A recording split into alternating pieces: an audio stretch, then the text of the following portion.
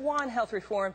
Just not so sure that Americans want this version of health reform. But Maria Cardona, we really welcome you tonight. Thank you so much for joining us. Really appreciate it. Thank you, Liz, for having me. Next up, support for the Democrats' health care plan falling to a new low. A new Rasmussen poll released today showing just 38% of voters now favor the plan.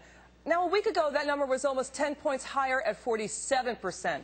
Republican Representative Tom Cole, back in his home state of Oklahoma, no doubt talking to his constituents about all of this. It's good to be with you tonight, sir. What are your thoughts?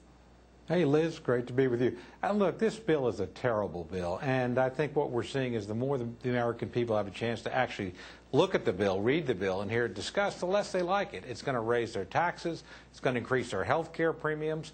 It's going to ultimately increase the deficit pretty dramatically unless Congress makes cuts that it's never made before. And it's going to push us well down the road to a government-run health care system. So it really is a turkey of a bill.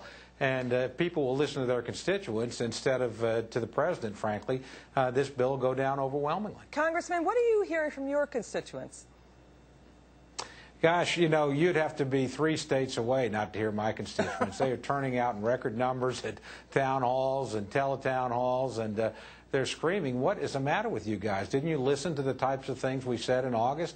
Why won't you do tort reform? Why won't you do national markets? Why won't you do associated health plans where small businesses can pool together and buy insurance? Why don't you do, for goodness sakes, tort reform?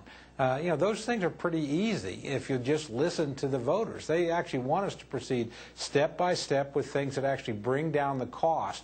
And if you bring down the cost, you'll have more accessibility. You know, I'll tell you something. You bring up tort reform. Let's stay on that point for a quick second. The president has talked time and again about how there's an overuse of CAT scans in this country. Well, you want to know why.